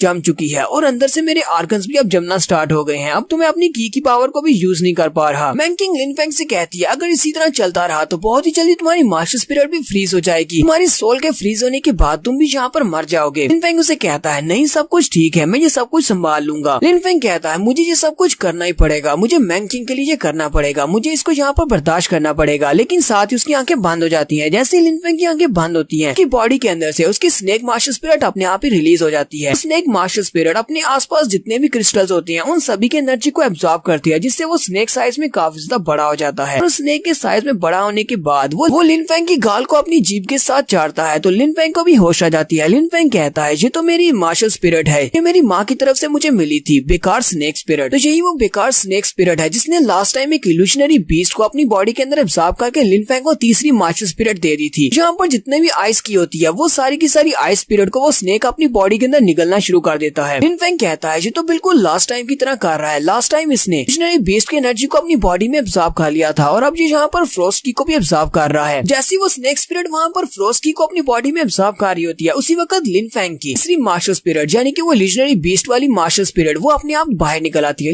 लिन फेंग हैरान होकर सोच रहा होता है अब ये वाली मास्टर स्पिरिट अपने आप कैसे रिलीज हो गई। लिन फेंग की इल्यूशनरी बीस्ट वाली मास्टर स्पिरिट जो कि अपने आप बाहर निकलती है, स्नेक मास्टर स्पिरिट जितनी भी की पावर को एब्जॉर्ब कर रही होती है वो सारी की सारी आइस की पावर उस इल्यूशनरी बीस्ट की स्पिरिट के ऊपर चढ़ना शुरू हो जाती है, यानी कि वो उसको ट्रांसफॉर्म कर रही होती है और वहाँ पर एक बड़ा सा आइस का बना हुआ मॉन्स्टर अपीयर होता है जो कि अब लिन फेंग की तीसरी मास्टर स्पिरिट है। लिन फेंग कहता है बिल्कुल पिछली बार की तरह हो रहा है, पिछली बार मेरे स्नेक ने जब इल्यूशनरी बीस्ट को एब्जॉर्ब किया तो उसने मुझे तीसरी मास्टर स्पिरिट दे दी, अब जबकि इसने यहाँ पर की पावर को एब्जॉर्ब किया है तो इसने मेरे इल्यूशनरी बीस्ट वाली तीसरी मास्टर स्पिरिट को एक आइस की मास्टर स्पिरिट बना दिया है। मतलब ये है कि मैं जिसकी भी एनर्जी को अपने स्नेक की मदद से एब्जॉर्ब करूंगा मैं उसकी पावर्स को यूज कर पाऊंगा। तो यहाँ पर लिन फेंग के पास जो स्पिरिट बीस्ट वाली तीसरी मास्टर स्पिरिट थी वो अब चेंज होकर एक आइस मॉन्स्टर बन गई है। लिन फेंग कहता है ये वाली स्नेक स्पिरिट ये तो वाकई में बहुत ज्यादा काम की है, सिर्फ इसने मेरे पास यहाँ पर आइस की पावर मुझे दी है बल्कि मेरी पावर भी पहले से काफी ज्यादा बढ़ गई है। हालांकि मैंने यहाँ पर लेवल अप नहीं किया लेकिन मेरे पास जो की पावर है वो पहले से बहुत ज्यादा बड़ी है और ऊपर से मैंकिंग जो कि अपनी जान राम में थी इसके पास जो आइस की पावर है बहुत ज्यादा प्योर और पावरफुल है, इसकी पावरफुल मास्टर स्पिरिट को मैं भी यूज कर सकता हूँ। यहीं पर लिन फेंग अपने आप से एक और वादा करता है। लिन फेंग कहता है अब जबकि जनरल ल्यू कैंग ने मुझे इस बारे में बताया कि हमारा जूजू रीजन सिर्फ एक छोटी सी वैसल स्टेट है, आसपास के एम्पायर बहुत ज्यादा बड़े हैं तो मुझे अब पूरी दुनिया को घूमना है ताकि मैं पूरी दुनिया का सबसे ज्यादा स्ट्रॉन्गेस्ट मार्शल आर्टिस्ट नहीं बन जाता। फिर साथ ही लिन फेंग अपनी दोनों मास्टर स्पिरिट्स को वापस से डेसिपेट कर देता है। मैंकिंग से कहता है फाइनली मैंने यहाँ पर तुम्हें बचा लिया। मैंकिंग अपनी आंखें खोलती है, लिन फेंग से कहती है क्या तुम ठीक हो। लिन फेंग उसे कहता है हाँ मैं ठीक हूँ और सब कुछ भी ठीक है, तुम भी बिल्कुल ठीक हो। मैंकिंग उसे कहती है लेकिन तुमने ये सब कुछ किया कैसे। लिन फेंग आगे से हंसते हुए उसे कहता है मैं जैसी खूबसूरत लड़की इस वक्त मेरी बाहों में लेटी हुई है, इसके अलावा मुझे और क्या चाहिए। मैं तुम्हारी तरफ देख देख कर सब कुछ भूल गया कि मुझे यहाँ पर कितनी ज्यादा ठंड महसूस हो रही है, इसी तरह बस मैंने तुम्हें बचा लिया। साथ ही वो हंसना शुरू कर देता है जबकि मैंकिंग उसका ये बुरा वाला जोक सुन के जरा भी रिएक्ट नहीं करती। मैंकिंग उसे कहती है अब जबकि तुमने मुझे बचा लिया है तो तुमने मुझे अभी तक पकड़ा क्यों हुआ है, चलो मुझे जल्दी से छोड़ दो। लिन फेंग उसे कहता है क्योंकि मैं तुम्हें लेकर काफी ज्यादा परेशान था, इसी वजह से मैंने तुम्हें अभी तक पकड़ा हुआ है। फिर साथ ही लिन फेंग उसको छोड़कर बाहर की तरफ निकल आता है और उसे कहता है चलो अब तुम यहीं पर आराम करो, मैं बाहर जा रहा हूँ। लिन फेंग उसे छोड़कर बाहर निकल आता है। तो नेक्स्ट सीन अगले दिन का दिखाया जाता है। यंग मास्टर और ब्रदर यान लिन फेंग को अपने साथ लेकर पगोडा की तरफ जाती हैं और कहती हैं जब तुम यहाँ पर नहीं थे तब टीचर्स ने हमें यहाँ पर हमारा फर्स्ट इंट्रोडक्शन दिया था और साथ ही उन्होंने बताया था सभी का पहला मिशन यहाँ पर यही है कि हमें पगोडा के अंदर 3 महीने तक कल्टीवेशन रूम के अंदर बैठकर अपनी कल्टीवेशन को बढ़ाना है। के बाद हमारी ऑफिशियल टीचिंग स्टार्ट होंगी। ब्रदर जान यहाँ पर जीजन को सब कुछ बता रहा होता है। वो उसे कहता है मैंने सुना है कि इस पगोडा के नीचे एक बहुत ही पावरफुल अर्थ वेन है जिसके अंदर बहुत ही प्योर की है और उसी अर्थ वेन के अंदर एंडलेस अमाउंट ऑफ स्पिरिचुअल की है कि उसके अंदर बहुत ज्यादा हेवन एंड अर्थ की पावर है जिसको हम लोग यहाँ पर एब्जॉर्ब कर सकते हैं। पगोडा के ऊपर बहुत सारे लेवल्स हैं, जितना ज्यादा लो लेवल होगा उतनी ज्यादा की पावर होगी। हर रूम के अंदर एक बहुत ही स्पेशल की फॉर्मेशन है जो कि वहाँ पर से ग्राउंड के नीचे से की पावर को एब्जॉर्ब करती है और उस रूम को की से डबल कर देती है। मैंने सुना है कि सुप्रीम एकेडमी के पास इस तरह की 4 स्ट्रीम्स हैं जिनके अंदर बहुत ज्यादा की पावर है। पूरी सुप्रीम एकेडमी के अंदर टोटल 4 पगोडा है। लिनफेंग उन सभी के साथ उस पगोडा के अंदर आ जाता है। लिनफेंग सोच रहा होता है इस तरह का मौका तो हर एक कल्टीवेटर को चाहिए, एक स्पिरिचुअल की के ऊपर एक रूम के अंदर बैठकर 3 महीने के लिए कल्टीवेट करना जहाँ पर की पावर बहुत ज्यादा डेंस है। जहाँ तक कि हमारे यूनाइट सेक्टर के पास इस तरह की एक भी अर्थवेन नहीं थी। लगता है कि सुप्रीम एकेडमी वाकई में एक सुप्रीम एकेडमी है। ब्रदर जॉन लिनफेंग से कहता है चलो जल्दी से हम लोग सीढ़ियाँ चढ़ते हुए 11th फ्लोर पर चलते हैं क्योंकि मुझे नहीं लगता कि 10वें फ्लोर से नीचे कोई भी रूम हमारे लिए खाली होगा। हालांकि जहाँ पर बहुत सारे रूम्स हैं, वो सारे रूम्स पहले से बुक होंगे। इतना ज्यादा हम लोग ऊपर की तरफ जाते जाएंगे उतना ज्यादा की पावर कम होती जाएगी। अर्थवेन्स तो ग्राउंड के नीचे हैं, इसी वजह से अगर हम लोग फर्स्ट फ्लोर के ऊपर बैठकर कल्टीवेट करते हैं यहाँ पर की पावर बहुत ज्यादा होगी और हमें बहुत ज्यादा फायदा होगा। लेकिन यहाँ पर बहुत ही पावरफुल कल्टीवेटर है जो कि हमें नीचे वाले रूम्स को यूज नहीं करने देंगे। जीजन उन सभी की बात सुनने के बाद सोच रहा होता है तो इसका मतलब यह है कि यहाँ पर भी वही कानून है, सिर्फ स्ट्रॉन्ग ही ज्यादा स्ट्रॉन्गर बन सकते हैं। सबसे ज्यादा स्ट्रॉन्ग होगा फर्स्ट फ्लोर के ऊपर सिर्फ उसे ही रूम मिलेगा, जबकि वीक लोगों को हायर फ्लोर्स के ऊपर जाना पड़ेगा। तो यहीं पर हम लोग अपनी एपिसोड 71 का एंड करेंगे। एपिसोड की एक्सप्लेनेशन अच्छी लगी हो तो कमेंट करके जरूर बताइएगा। चैनल को सब्सक्राइब कर दे, वीडियो को लाइक और शेयर कर दें। शुक्रिया। तो गाइस कैसे हैं आप सब लोग। डार्क स्पिरिट के एपिसोड 72 के साथ हाजिर हूं। तो लास्ट एपिसोड के एंड पे हमने देखा था ब्रदर जान लिनफेंग को अपने साथ लेकर कल्टीवेशन पगोडा में जाता है। उनके साथ यंग मास्टर ल्यूफी और साथ में जिंगजुन भी होते हैं। ये सभी लोग पगोडा के अंदर जाकर एक रूम के अंदर बैठकर अगले 3 महीने तक कल्टीवेट करने वाले हैं। लेकिन वहाँ पर भी वही रूल है, यहाँ पर सबसे ज्यादा जो कमजोर होंगे वो लोग ऊपर वाले फ्लोर पे जाएंगे जहाँ पर की पावर बहुत ज्यादा कम है, और जो लोग ज्यादा स्ट्रॉन्ग है उन्हें नीचे वाले फ्लोर मिलेंगे। नीचे वाला कोई भी फ्लोर खाली नहीं होता, वजह से वो लोग सीढ़ियाँ चढ़ते हुए और फ्लोर की तरफ ऊपर जा रहे होते हैं। तो जान लिनफेंग से कहता है ये बात वाकई में सच है कि हम लोग जितना ज्यादा ऊपर जाएंगे उतना ज्यादा हमें कम फायदा होगा। लेकिन हम लोग क्या कर सकते हैं, नीचे के फ्लोर के ऊपर कोई भी रूम खाली नहीं है। हम लोग कितने ज्यादा फ्लोर्स को पार कर चुके हैं लेकिन अभी तक हमें एक भी रूम खाली नहीं मिला। तो वो लोग जिस फ्लोर के ऊपर पहुँचते हैं वहाँ पर एक रूम के सामने एक लड़का बैठा होता है। वो रूम खाली होता है लेकिन वो लड़का वहीं पर बाहर बैठा कल्टीवेट कर रहा होता है। लिनफेंग ब्रदर जान से कहता है वो लड़का वहाँ पर बैठे क्या कर रहा है, वो रूम के बाहर क्यों बैठा हुआ है, अंदर क्यों नहीं जा रहा। ब्रदर जान लिनफेंग से कहता है हमें रूम के अंदर जाने के लिए स्पिरिट स्टोन्स की जरूरत पड़ती है। हमें अपने स्पिरिट स्टोन्स देकर उस रूम को एक्टिवेट करना पड़ता है। लड़का यहाँ पर बैठा किसी का इंतजार कर रहा है। ये यहाँ पर शिकार के इंतजार में है कि कोई यहाँ पर आए, इस खाली रूम के अंदर अपने क्रिस्टल्स को लगाए। जैसे ही वो रूम को एक्टिवेट करेगा ये लड़का उसके ऊपर अटैक करके उसको बाहर फेंक देगा और खुद रूम के अंदर चला जाएगा। ऐसे लोग बहुत ज्यादा कमीने होते हैं। ये लोग अपने क्रिस्टल्स को वेस्ट नहीं करना चाहते और खाली रूम के बाहर बैठे रहते हैं ताकि कोई आकर रूम को एक्टिवेट करे और अपने क्रिस्टल्स को यूज करे। लड़का भी ब्रदर जान की बात सुन लेता है और हंसते हुए उठकर खड़ा हो जाता है और उनसे कहता है मोटू अब जबकि तुम्हें पता चल गया है कि मैं यहाँ पर किस लिए बैठा हूँ, चलो जल्दी से यहाँ पर आओ। ये रूम खाली है, यहाँ पर आकर अपने क्रिस्टल्स लगाओ और इस रूम को एक्टिवेट करो, क्योंकि मैं काफी देर से यहाँ पर इंतजार कर रहा हूँ। मैं तो यहाँ पर बैठे बैठे बुढ़ा हो गया, मैं सोच रहा था कब कोई यहाँ पर पहुँचेगा।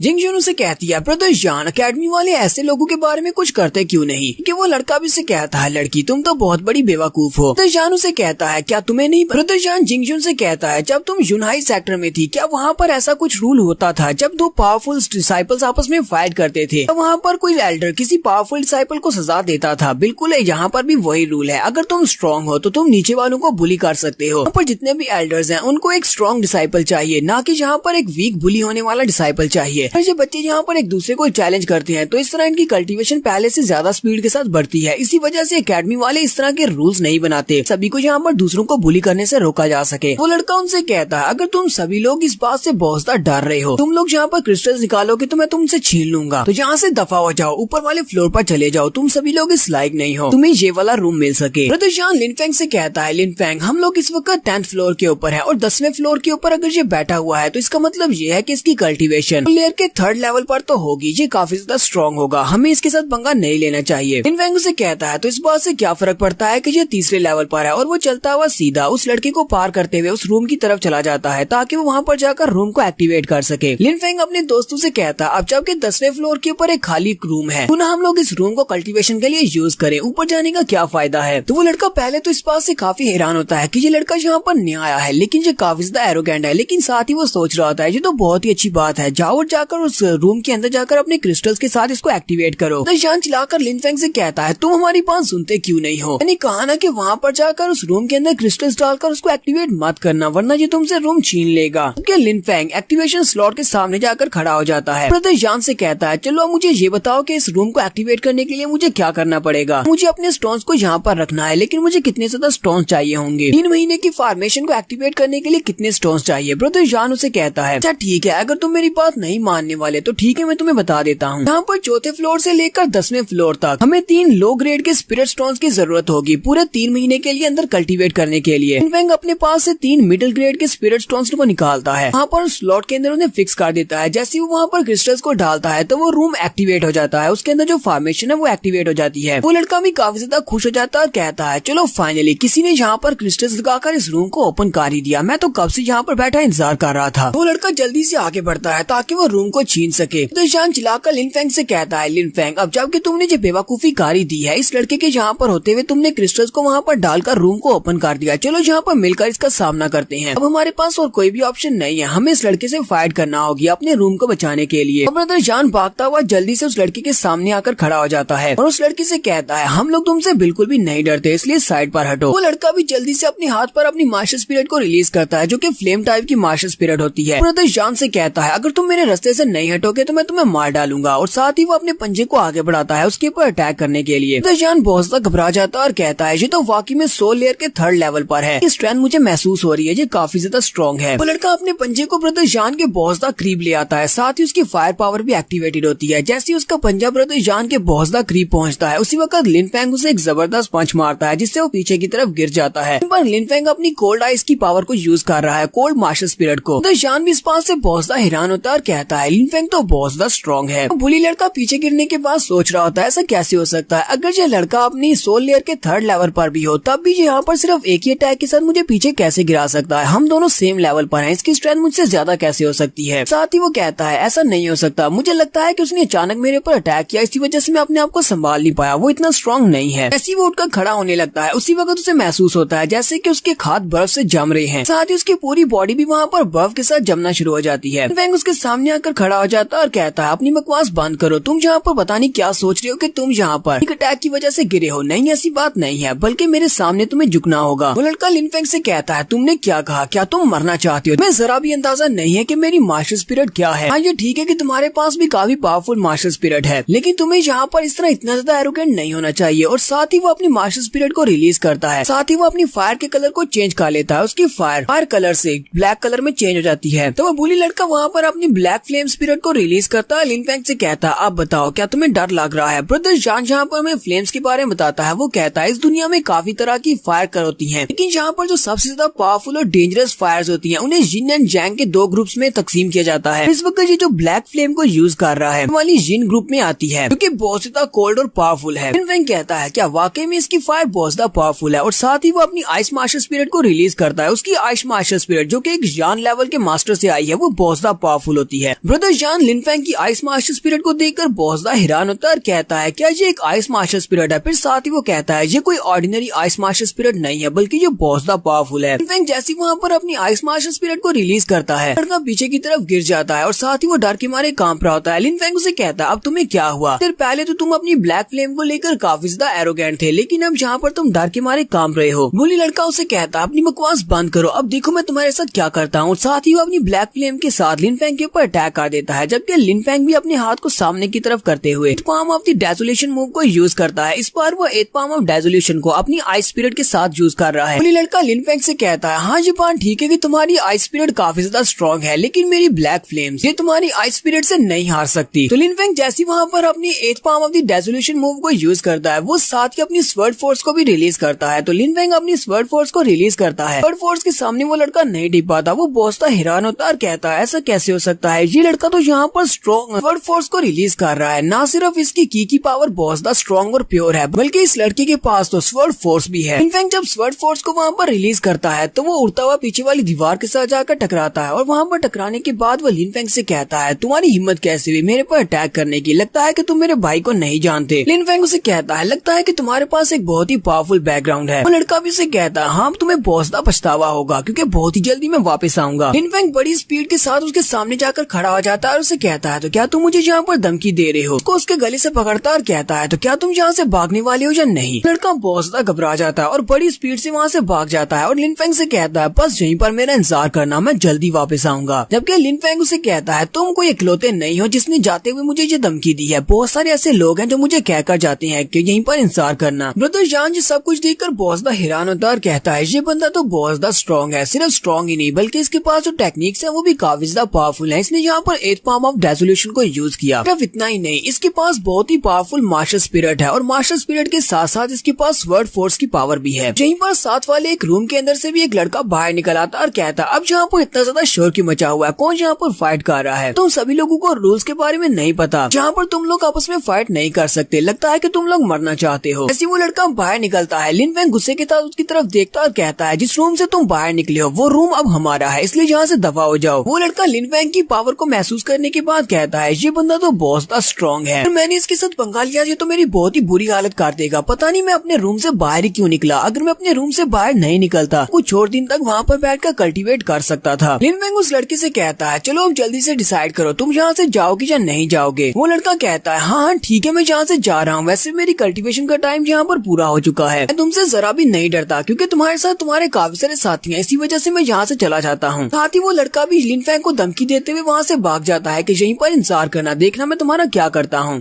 यहाँ पर इनके पास 2 रूम्स खाली हो गए हैं। लिन फेंग उन सभी से कहता है, चलो ठीक है अब ये 2 रूम्स तुम्हारे हैं, तुम लोग यहाँ पर इन दोनों रूम्स के अंदर बैठकर कल्टीवेट कर सकते हो। 3 महीने के बाद मैं यहाँ पर तुम्हारे पास वापस आऊंगा। उसे कहते हैं, लिन फेंग तुम कहाँ पर जा रहे हो? लिन फेंग उनसे कहता है, मैं नीचे वाले फ्लोर्स की तरफ जा रहा हूँ क्योंकि मैं यहाँ पर बैठकर कल्टीवेट नहीं करने वाला, मैं किसी नीचे वाले फ्लोर में कल्टीवेट करूंगा। यहाँ से हमारा लिन फेंग सीढ़ियाँ उतरते हुए नीचे की तरफ चला जाता है ताकि नीचे वाले फ्लोर्स पर उसे कोई खाली रूम मिल सके। तो नेक्स्ट एपिसोड में देखेंगे क्या लिन फेंग को नीचे वाले फ्लोर पर कोई खाली रूम मिलेगा जहाँ पर वो कल्टीवेट कर सकता है। एपिसोड की एक्सप्लेनेशन अच्छी लगी हो तो कमेंट करके जरूर बताइएगा। चैनल को सब्सक्राइब कर दें, वीडियो को लाइक और शेयर कर दें। शुक्रिया।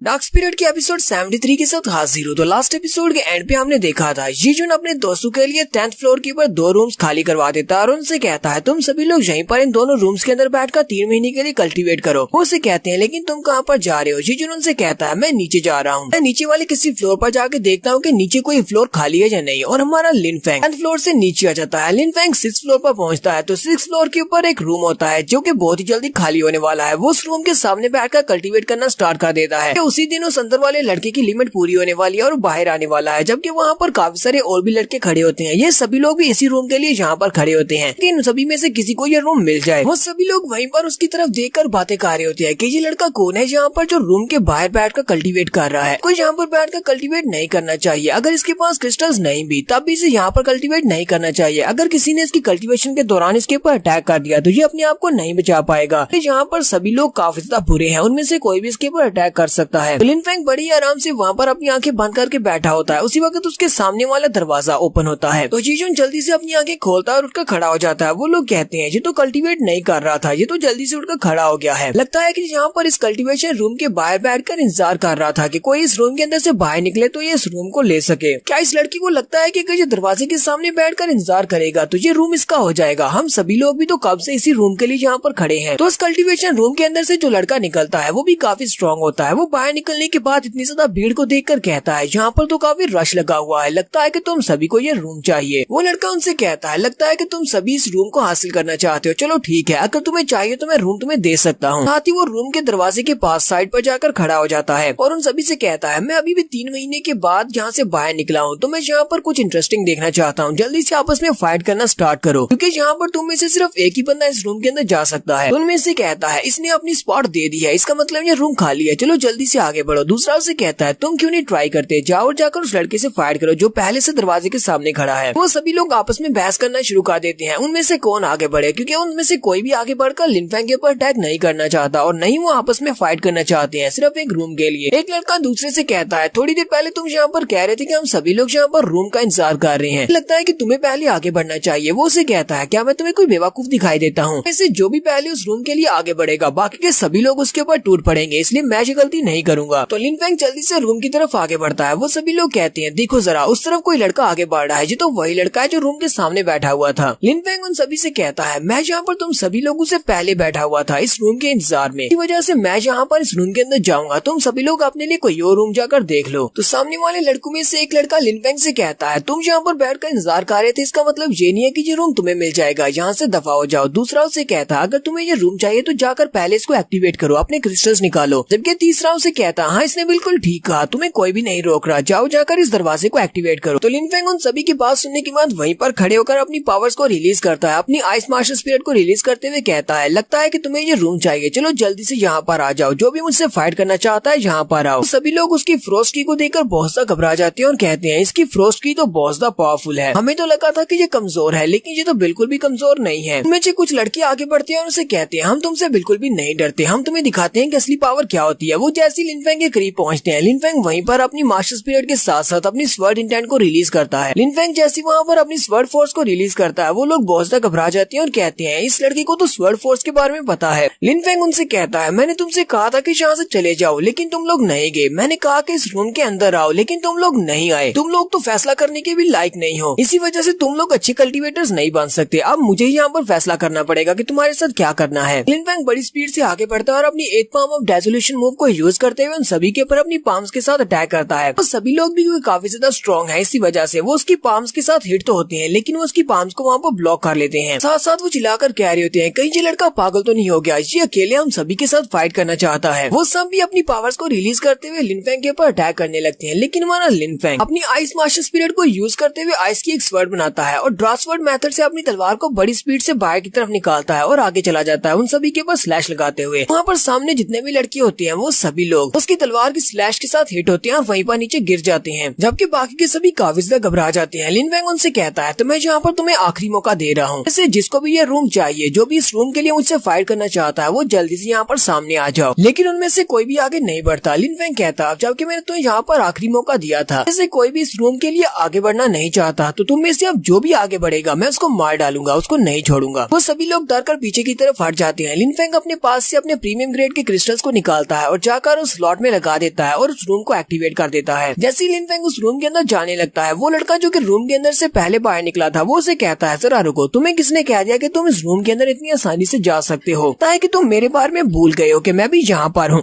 लिन फेंग उसे कहता है अच्छा ठीक है बोलो तुम्हें मुझसे क्या चाहिए। वो लड़का लिन फेंग से कहता है पहले तो मैं यहाँ पर तुम्हें सिर्फ 3 स्पिरिट स्टोन्स के बदले में ये वाला रूम देने वाला था, लेकिन अब जब मैंने तुम्हारी एरोगेंस को देखा है तो मैं तुमसे 6 स्पिरिट स्टोन्स लूंगा अगर तुम्हें ये रूम चाहिए। लिन फेंग उसे कहता है तुम तो ऐसी बात कर रहे हो जैसे कि ये रूम तुम्हारा है, तुमने इसको खरीद लिया है। वो लड़का लिन फेंग से कहता है क्या तुम्हें इस बात से कोई मसला है। लिन फेंग कहता है तुमने इस रूम को यूज कर लिया, अब यहाँ से दफा हो जाओ, तुम्हें यहाँ से कुछ भी नहीं मिलने वाला। जैसे लिन फेंग उसे ये बात कहता है वो लड़का काफी ज्यादा गुस्सा हो जाता है और कहता है तुमने तो यहाँ पर हादी कर दी, पहले मैं तुमसे 6 स्पिरिट स्टोन्स लेने वाला था लेकिन अब मुझे तुमसे 12 स्पिरिट स्टोन्स चाहिए। अगर तुम मुझे 12 स्पिरिट स्टोन्स दोगे तभी तुम इस रूम के अंदर जा सकते हो, वरना मैं तुम्हें यहीं पर मार डालूंगा। साथ ही वो अपनी पावर्स को रिलीज करता है। बाकी के सभी लोग बहुत ज्यादा घबरा जाते हैं और कहते हैं ये तो एक स्वर्ड कल्टीवेटर है। वो सभी लोग कहते हैं ये तो बहुत ही अच्छा हुआ कि हम लोगों ने इसके साथ फाइट नहीं की, क्योंकि अगर हम लोग इसके साथ फाइट करते तो हम लोग इससे हार जाते। ये एक स्वर्ड कल्टीवेटर है और इसके पास स्वर्ड फोर्स भी होगी। तो वो लड़का अपनी स्वर्ड फोर्स को वहाँ पर रिलीज करने के बाद लिन फेंग से कहता है अभी भी देर नहीं हुई, चलो जल्दी से मुझे 12 स्पिरिट स्टोन्स दे दो, ये रूम तुम्हारा हो जाएगा। लेकिन हमारा लिन फेंग जल्दी से अपनी तलवार बनाता है आइस के साथ और उसके ऊपर अटैक करने के लिए आगे बढ़ता है। सामने वाला लड़का लिन फेंग से कहता है तुम्हें लगता है कि तुम्हारे पास थोड़ी बहुत स्वर्ड फोर्स है तो तुम अपनी स्वर्ड फोर्स के साथ किसी के साथ भी पंगा ले सकते हो, मैं तुम्हें दिखाता हूँ जिसके पास स्वर्ड फोर्स होती है वो कितना ज्यादा स्ट्रॉन्ग होता है, क्योंकि यहाँ पर तुम अकेले नहीं हो जिसके पास स्वर्ड फोर्स है। तो लिन फेंग अपनी आइस की तलवार के साथ उसके ऊपर अटैक करता है, जबकि वो भी जल्दी से अपनी तलवार को बाहर निकालते हुए लिन फेंग की तलवार को अपनी तलवार से ब्लॉक करता है। लिन फेंग से कहता है तुम यहाँ पर सिर्फ अपने ही पैरों पर कुल्हाड़ी मार रहे हो और कुछ भी नहीं होने वाला, तुम यहाँ पर हार जाओगे। और वो दोनों ही यहाँ पर अपनी तलवारें टकराना शुरू कर देती हैं। तो लिन फेंग की स्वर्ड फोर्स उसकी स्वर्ड फोर्स से काफी ज्यादा वीक होती है, इसकी वजह से वो लड़का लिन फेंग को पीछे की तरफ धकेल देता है। इस बात से वो लड़का काफी ज्यादा खुश होता है। लिनफेंग से कहता है चलो मैं तुम्हें दिखाता हूँ कि असली स्वर्ड कल्टीवेटर क्या होता है। मैंने यहाँ पर तलवारबाजी की टेक्निक्स को सीखा है और साथ ही मेरे पास स्वर्ड फोर्स भी है। और फिर वो अपनी तलवार को घुमाते हुए हमारे लिनफेंग के ऊपर अटैक करता है। लिनफेंग अपनी तलवार के साथ उसके अटैक्स को ब्लॉक करता है, लेकिन वो काफी दूर तक पीछे की तरफ धकेला जाता है। पीछे हटने के बाद लिनफेंग उठकर खड़ा होता है और उसकी तरफ देख रहा होता है। वो उसे कहता है तुमने यहाँ पर मेरे स्पेशल स्किल को ब्लॉक कर लिया, तुम इतने भी बुरे नहीं हो। देखने वाले लड़के कहते हैं इसने यहाँ पर एक बहुत ही स्पेशल स्किल को यूज किया है जिसको स्वर्ड ड्रेन कहा जाता है। वाला स्किल काफी ज्यादा अच्छा था, अगर मैं वहाँ पर होता तो मैं कभी भी स्किल को ब्लॉक नहीं कर पाता। तो वो लड़का लिनफेंग से कहता है चलो ठीक है, अब देखते हैं कि तुम मेरे अगले मूव को कैसे ब्लॉक करते हो। वो यहाँ पर अपने को स्पेशल मूव को यूज करता है तो उसके इर्द गिर्द बहुत सारी तलवारें बन जाती हैं जो कि एनर्जी से बनी होती हैं। वो उन सारी की सारी तलवारों को लिनफेंग की तरफ फेंकता है। लिनफेंग वहीं पर सामने खड़े होकर अपनी एनर्जी को रिलीज करते हुए अपने हाथ में उसने जो तलवार बनाई होती है उसको भी डेसिपेट कर देता है। तो लिनफेंग बिना वेपन के वहाँ पर उसकी सारी एनर्जी की बनी हुई तलवारों के सामने खड़ा होता है। वो लड़का इस बात से और भी ज्यादा खुश होता है, हंसते हुए कहता है लगता है कि तुम गिव अप करने वाले हो, लगता है कि तुमने हार मान ली है। और उसकी काफी सारी तलवारें लिनफेंग की बॉडी के साथ टकराती हैं और उसकी बॉडी के ऊपर स्क्रैचेस पड़ना स्टार्ट होते हैं, जबकि हमारा लिनफेंग आगे की तरफ चलना स्टार्ट करता है और उसकी बॉडी के अंदर से एनर्जी भी रिलीज हो रही होती है। बड़ी देर के बाद उसकी बॉडी से जो एनर्जी रिलीज हो रही होती है उसकी एनर्जी की तलवारें उसकी बॉडी के साथ टकराकर वहीं पर ब्लॉक हो जाती है। ये देखकर वो लड़का बहुत ज्यादा हैरान होता है। लिनफेंग जैसे वहाँ पर अपनी आंख खोलता है, साथ ही वो अपनी एनर्जी से बनी हुई तलवार को निकालते हुए उसको घुमाता है। जैसे वो अपनी तलवार को घुमाता है कि जितनी भी एनर्जी से बनी हुई तलवारें होती हैं वो सारी की सारी टूट जाती हैं। वो लड़का भी इस बात से बहुत ज्यादा चौंक जाता है, चिल्लाकर कहता है ऐसा कैसे हो सकता है, ये तो स्वर्ड फ्यूजन है। तो लिनफेंग चलते हुए उसके बहुत ज्यादा करीब पहुंच जाता है और अपनी तलवार को उसके कंधे के ऊपर रखते हुए उसे कहता है तुम हार चुके हो। लिनफेंग उसे कहता है क्या तुम्हें लगता है कि तुम मुझे सिखाने वाले थे कि स्वर्ड कल्टीवेटर क्या होता है? अरे स्किल्स तो बहुत ज्यादा वीक है। देखने वाले हैरान होते हैं और कहते हैं ये लड़का तो इससे भी ज्यादा स्ट्रॉन्ग निकला, ये तो एक स्वर्ड कल्टीवेटर भी नहीं है, लेकिन फिर भी इसने अपनी इस ऑर्डिनरी दिखने वाली तलवार के साथ ही स्वर्ड ड्रेन वाले स्पेशल मूव को ब्लॉक कर दिया। दूसरा लड़का उसे कहता है ये कोई ऑर्डिनरी स्वर्ड नहीं है, यहाँ पर इसने अभी अभी एक लफ्ज यूज किया स्वर्ड फ्यूजन का। स्वर्ड फ्यूजन का मतलब यह है कि इस लड़के ने यहाँ पर 3 की पावर्स को मिक्स किया है। इसने यहाँ पर स्वर्ड फोर्स को मिक्स किया है, स्वर्ड की को और साथ में अपनी मास्टर स्पिरिट को। अब ये तीनों आपस में मिल जाती हैं तो इससे स्वर्ड फ्यूजन बनती है। लिनफेंग उस लड़के से कहता है तुम्हारी तलवार बिल्कुल भी तेज नहीं है, इसकी धार को जंग लगा हुआ है, वो भी सिर्फ तुम्हारी एरोगेंस की वजह से। तुम्हें लगता है कि तुम ही यहाँ पर सिर्फ स्ट्रॉन्ग और बाकी सभी लोग तुमसे वीक हैं, इसलिए मेरी नजर में तुम इसलिए क्वालिफाइड नहीं हो कि तुम्हें एक स्वर्ड कल्टीवेटर कहा जाए। लड़का बहुत ज्यादा घबरा जाता है और लिनफेंग से कहता है तुम यहाँ पर क्या करने वाले हो? लिनफेंग उसे कहता है मैं यहाँ पर तुम्हें छोड़ देता अगर तुम एक ऐसे कल्टीवेटर होते जो कि अपने आप को स्ट्रॉन्ग बनाने के लिए किसी को चैलेंज करते हो, लेकिन तुम तो बहुत ज्यादा एरोगेंट हो। लेकिन और तुमने यहाँ पर मुझसे पैसे ऐंठने की कोशिश की कि तुमने मुझे बहुत ही कम समझा और अपने से दूसरे लोगों को भी कम समझते हो, इसी वजह से तुम्हें एक तलवार उठाने का हक नहीं है। और साथ ही लिनफेंग उसके कंधे पर रखी हुई तलवार को नीचे की तरफ सड़का देता है और उसके पूरे कंधे को ही काट देता है और उसे कहता है आज के बाद तुम एक तलवार नहीं उठा पाओगे, इसलिए तुम एक स्वर्ड कल्टीवेटर नहीं हो। देखने वाले काफी हैरान होते हैं और कहते हैं ये लड़का तो काफी ज्यादा जालिम निकला, इसने उसका बाजू काट दिया। लेकिन उसने यहाँ पर गलत भी नहीं किया, क्योंकि अगर लिनफेंग इस लड़के के हाथों से हार जाता तो इस लड़के ने भी उसका बाजू काट देना था या फिर उसकी जान ही ले लेता। तो लिनफेंग ने यहाँ पर जो कुछ भी किया वो बिल्कुल ठीक किया है। लिनफेंग उस रूम के अंदर चला जाता है जहाँ पर वो फॉर्मेशन एक्टिवेट होती है, क्योंकि ये 6 लेवल है, इसलिए जहाँ पर काफी सारी की पावर है। कहता है यहाँ पर तो बहुत सारी की एनर्जी है, अगर मैं यहाँ पर अगले 3 महीने के लिए कल्टीवेट करने वाला हूँ, मुझे नहीं लगता कि मुझे यहाँ पर की कमी होगी। तो यहीं पर हमारी एपिसोड 73 का एंड होगा। एपिसोड की एक्सप्लेनेशन अच्छी लगी हो तो कमेंट करके जरूर बताइएगा। चैनल को सब्सक्राइब कर दे, वीडियो को लाइक और शेयर कर दें। शुक्रिया।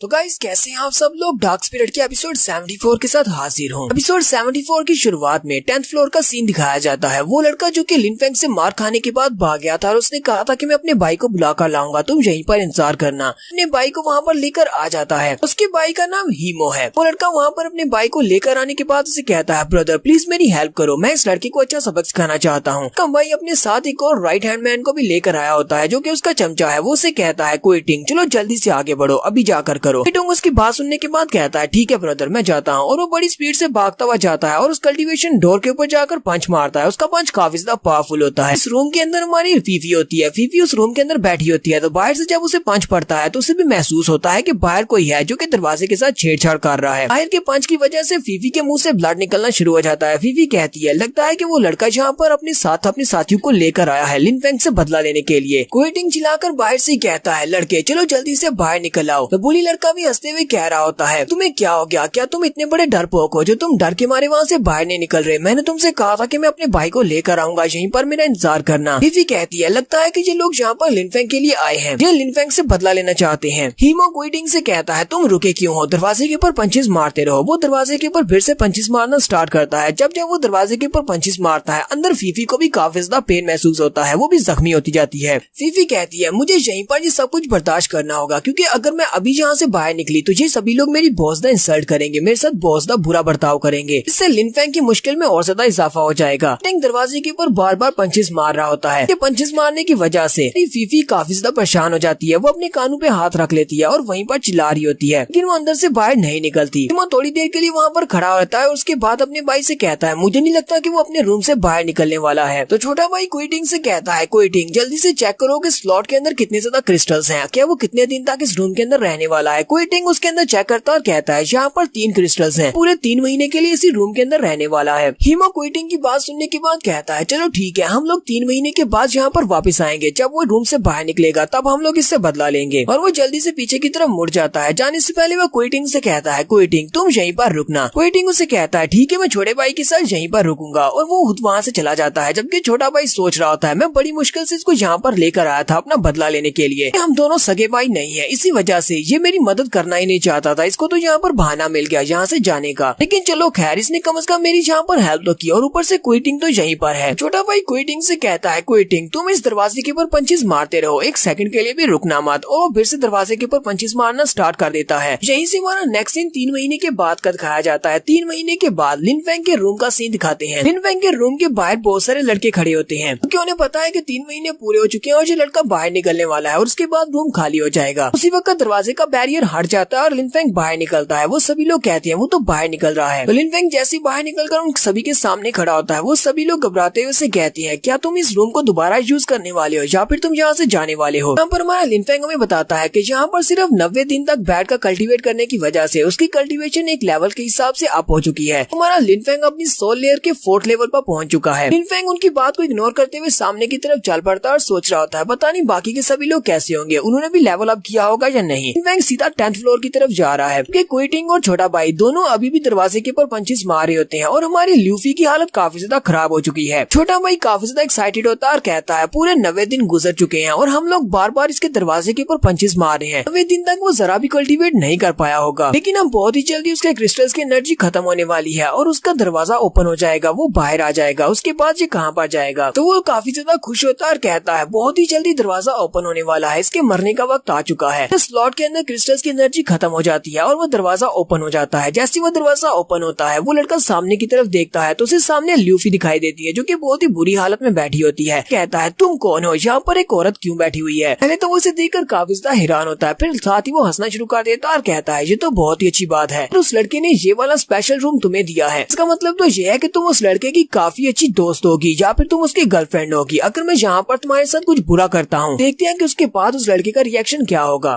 फीफी उसे कहती है, अगर तुमने यहाँ पर मुझे टच किया तो इसके बाद तुम्हें बहुत ज्यादा पछतावा होगा कि तुमने ऐसा क्यों किया। क्विटिंग भी अपनी आंखें बंद कर लेता और कहता है, हीमो एक बहुत ही अच्छा कल्टीवेटर है, लेकिन उसका भाई बहुत बड़ा कमीना है, इसकी वजह से उसकी रेपुटेशन में भी कमी आएगी। तो वो लड़का फीफी का हाथ पकड़ लेता है, जबकि फीफी चिल्ला चिल्लाकर उसे कह रही होती है, मुझे जाने दो। उसी वक्त लिनफेंग अंदर आ जाता है। वो पीछे की तरफ देखता है और कहता है, मुझे अचानक से इतनी ज्यादा टेरिफाइंग पावर क्यों महसूस हो रही है। वो जैसे पीछे देखता है तो उसके पीछे लिनफेंग खड़ा होता है और हमारा लिनफेंग बहुत ज्यादा गुस्से में होता है। जब वो लिनफेंग को बहुत ज्यादा गुस्से में देखता है, वो क्विटिंग से कहता है, क्विटिंग यही वो लड़का है, जल्दी से आगे बढ़ो, इसको सबक सिखाओ। लेकिन हमारा लिनफेंग चलता हुआ सीधा फीफी की तरफ आगे बढ़ता है। वो सीधा जाकर फीफी के पास खड़ा हो जाता है। जब लिनफेंग की तरफ देखता है तो उसे पता चल जाता है कि वो उससे फाइट करने के लायक नहीं है। वो कहता है, हम दोनों ही अपनी सोल लेयर के 4th लेवल पर हैं, लेकिन मुझे महसूस हो रहा है कि मैं इससे फाइट नहीं कर सकता, ये मुझसे बहुत ज्यादा स्ट्रॉन्ग है। लिनफेंग फीफी को जाकर उठाता है और उसे कहता है, क्या तुम ठीक हो? फीफी उसे कहती है, मैं पिछले 90 दिन से तुम्हारी वजह से यहाँ पर बहुत बड़ी मुश्किल में थी, मैंने ये सब कुछ तुम्हारी वजह से बर्दाश्त किया है। लिनफेंग उसे कहता है, हाँ मुझे पता है कि तुमने ये सब कुछ मेरी वजह से बर्दाश्त किया, लेकिन अब तुम्हें परेशान होने की जरूरत नहीं है, मैं यहाँ पर आ चुका हूँ। फिर साथ ही हमारा लिनफेंग गुस्से के साथ पीछे की तरफ मुड़ता है और उस लड़के की तरफ देखता है, तब कि वो लड़का क्विटिंग के पीछे छुपा होता है। हीमो का छोटा भाई क्विटिंग से कहता है, क्विटिंग क्यों ना हम दोनों मिलकर इसके साथ फाइट करें, क्योंकि मैं अकेला तो इससे फाइट नहीं कर पाऊंगा और ना ही तुम इससे फाइट कर पाओगे। तो लिनफेंग उसे कहता है, ऐसे तो मैं यहाँ पर सुप्रीम एकेडमी अपनी तलवार को खून से नहीं रंगना चाहता, लेकिन तुमने यहाँ पर मुझे मजबूर कर दिया, तुम्हें फीफी के साथ ये सब कुछ नहीं करना चाहिए था। सुप्रीम अकेडमी में तुम वो पहले इंसान होने वाले हो जिसको मैं जान से मारने वाला हूँ। क्विटिंग लिन फेंग से कहता है तुम यहाँ पर सुप्रीम अकेडमी में किसी को जान से नहीं मार सकते, जहाँ पर रूल है, और ऊपर से स्पेशली तुम इस लड़के को तो बिल्कुल भी नहीं मार सकते, क्योंकि अगर तुमने इसको मारा तो तुम्हें बहुत ज्यादा पछतावा होने वाला है। फेंग जल्दी से जंप करते हुए आगे बढ़ता है और उसे कहता है आज इस लड़के को मुझसे कोई भी नहीं बचा सकता, मैं इस लड़के की जान लेकर रहूंगा। लिन फेंग जैसे ही उसके ऊपर अटैक करने के लिए आगे बढ़ता है, क्विटिंग जल्दी से अपने पंच में पावर को रिलीज करते हुए लिन फेंग के साथ अपने पंच को टकराता है। वक्त हीमो का छोटा भाई बाहर की तरफ भागना शुरू करता है। क्विटिंग को भी महसूस होता है कि वो लिन फेंग को नहीं रोक पाएगा। उसको भी पता चल जाता है कि वो उसका मुकाबला नहीं कर सकता। लिन फेंग उसे पीछे की तरफ धकेलने के बाद जल्दी से भागता हुआ रूम से बाहर आता है। हीमो का भाई भागता हुआ जा रहा होता है कि हमारा लिन फेंग पीछे से उसके काफी ज्यादा करीब पहुंच जाता है और अपनी तलवार को घुमाते हुए उसकी बॉडी को सेंटर से दो हिस्सों में काट देता है। लिन फेंग ने हीमो के छोटे भाई को यहाँ पर मार दिया है। बाकी के सभी लोग जो कि उस फ्लोर के ऊपर खड़े होते हैं वो लोग बहुत ज्यादा हैरान होते हैं और कहते हैं किसी ने यहाँ पर अकेडमी में पगोडा के अंदर किसी की जान ले ली। क्विटिंग चिल्लाकर उसे कहता है तुम्हारी हिम्मत तो देखो, क्या तुम्हें अकेडमी के रूल्स के बारे में नहीं पता कि हम लोग अकेडमी के अंदर किसी को नहीं मार सकते, यहाँ पर किसी की जान नहीं ले सकते। लिन फेंग उसे कहता है मुझे रूल्स के बारे में अच्छी तरह से पता है, हमारी अकेडमी ये भी कहती है जब कोई कल्टीवेशन रूम के अंदर हो तब उसको डिस्टर्ब नहीं करते, तो उन्हें यहाँ पर पहले रूल्स को तोड़ा है तो तुम्हें उसकी सजा मिली है। क्विटिंग उसे कहता है इस लड़के को भी पता था कि हम लोग यहाँ पर कल्टीवेशन रूम के अंदर जो बंदा होगा उसको डिस्टर्ब नहीं कर सकते, लेकिन इसके बावजूद इसने यहाँ पर फांसी के ऊपर बार बार अटैक किया। क्या तुम्हें पता है कि इसके अंदर इतनी ज्यादा हिम्मत कहाँ से आई? इसके बड़े भाई का नाम हीमो है। हमारी सुप्रीम अकेडमी में सबसे ज्यादा स्ट्रॉन्गेस्ट बच्चों की 10 रैंकिंग्स की गई है और हीमो उन 10 बच्चों में शामिल है। यहाँ पर हीमो के छोटे भाई को मार डाला है। क्या तुम्हें लगता है हीमो अब आराम से बैठा रहेगा, अपने छोटे भाई की मौत का बदला नहीं लेगा? सुनने वाले भी काफी ज्यादा हैरान होते हैं और कहते हैं क्या वाकई में इस लड़के ने यहाँ पर हीमो के छोटे भाई को मार डाला है? तो बहुत ज्यादा मजा आने वाला है, लगता है कि यहाँ पर लाइफ एंड डेथ मैच होगा। क्विटिंग लिन फेंग से कहता है क्या अब तुम्हें इस बारे में पछतावा हो रहा है? लिन फेंग उसे कहता है मैंने अपनी जिंदगी में जो कुछ भी किया है मुझे उसका जरा भी पछतावा नहीं है, मैं जो भी करता हूँ वो सोच समझ कर करता हूँ। इस बात से फर्क नहीं पड़ता कि ये हीमो का भाई है या फिर किसी का भी भाई है। तो लिन फेंग हीमो के छोटे भाई की तरफ देखता और कहता है तो इसका बड़ा भाई यहाँ पर टॉप 10 स्ट्रॉन्गेस्ट लोगों में से एक है, इसी वजह से यहाँ पर सारे रूल्स को भी तोड़ सकता है और ये यहाँ पर किसी के ऊपर भी अटैक कर सकता है। इसने यहाँ पर पूरे 90 दिन के लिए मेरी दोस्त को उनके अंदर बहुत ज्यादा टॉर्चर किया है और इसका बड़ा भाई हीमो इसके लिए कोई भी रिस्पॉन्सिबिलिटी नहीं उठाने वाला। क्विटिंग उसकी बात सुनने के बाद सोच रहा होता है ये बंदा वाकई में काफी ज्यादा एरोगेंट है, ये तो हीमो को बहुत ज्यादा लाइटली दे रहा है, ये तो हीमो से डरता ही नहीं। लिन फेंग ल्यूफी से कहता है चलो ल्यूफी यहाँ से चलते हैं, इन सभी को छोड़ो यहीं पर। लिन फेंग ल्यूफी के साथ वहाँ से चला जाता है। कुछ देर के बाद हीमो वहाँ पर आता है। क्विटिंग हीमो से कहता है हीमो प्लीज मुझे माफ करना, मेरे यहाँ पर होते हुए उसने तुम्हारे छोटे भाई को मार डाला। हीमो से पूछता है मुझे ये बताओ कि ये किसने किया है? क्विटिंग उसे कहता है इसको जिस लड़के ने मारा है उसका नाम लिन फेंग था और मैं उसको बिल्कुल भी ब्लॉक नहीं कर पाया क्योंकि वो काफी ज्यादा स्ट्रॉन्ग था। हीमो भी इस बात से काफी ज्यादा खुश होता और कहता है तो इसका नाम लिन फेंग है, चलो फिर देखते हैं कि आज ये कितना स्ट्रॉन्ग है। नेक्स्ट सीन रेजिडेंशियल एरिया के बाहर का दिखाया जाता है। वो सभी लोग अपने अपने रूम में चले जाते हैं। लिन फेंग को बाय बोलने के बाद लिन फेंग ल्यूफी से कहता है ल्यूफी तुम्हें भी अपने रूम में जाकर इंतजार करना चाहिए, अब काफी ज्यादा देर हो चुकी है। ल्यूफी उसे कहती है क्या तुम्हारे पास अब मेरे लिए जरा भी टाइम नहीं है? क्या तुम्हें अपने रूम में वापस उस लड़की के पास जाने के लिए इतनी ज्यादा जल्दी है? लिन फेंग उसे कहता है तो क्या तुम्हें यहाँ पर जेलसी हो रही है? फीफी उसे कहती है मैं यहाँ पर तुमसे क्यों जेलस होंगी? लिन फेंग उसे कहता है लेकिन तुम्हारी आवाज को सुनकर तो ऐसे लगता है कि जैसे कि तुम बहुत ज्यादा जेलस हो रही हो। फीफी उसे कहती है नहीं तुम अपने कानों का इलाज कराओ, मैं बिल्कुल भी जेलस नहीं हूँ और मेरी आवाज बिल्कुल नॉर्मल है। लिन फेंग उसे कहता है मैं पूरे 90 दिन के लिए अपने रूम में नहीं था, इसी वजह से मैं वापस अपने रूम में जाकर रेस्ट करना चाहता हूँ और वैसे भी तो मुझे अपने ही रूम में वापस जाना है। मैंने यहाँ पर ऐसा क्यों कहा कि मुझे अपने रूम में वापस जाने की बहुत ज्यादा जल्दी है? ऐसा तो नहीं है कि तुम चाहती हो कि मैं तुम्हारे साथ तुम्हारे रूम में चला जाऊँ? उसकी बात सुनने के बाद गुस्सा हो जाती है और उसे कहती है दफा हो जाओ, ऐसा तो सपने में मत सोचना कि मैं तुम्हें अपने रूम में आने दूंगी। साथ ही लिन फेंग मुस्कुराते हुए उसे गुड नाइट बोलकर अपने रूम में वापस आ जाता है। लिन फेंग दरवाजे पे नॉक करता है और मैंकिंग से कहता है मैं अंदर आ रहा हूँ। मैंकिंग उसे कहती है हाँ तुम आ सकते हो। वो उसे कहती है तो फाइनली तुम वापस आ ही गए। तो यहीं पर हम लोग अपनी एपिसोड 74 का एंड करेंगे। नेक्स्ट एपिसोड में देखेंगे क्या हीमो अपने छोटे भाई की मौत का बदला ले पाएगा या नहीं। एपिसोड की एक्सप्लेनेशन अच्छी लगी हो तो कमेंट करके जरूर बताइएगा। चैनल को सब्सक्राइब कर दे, वीडियो को लाइक और शेयर कर दे। शुक्रिया।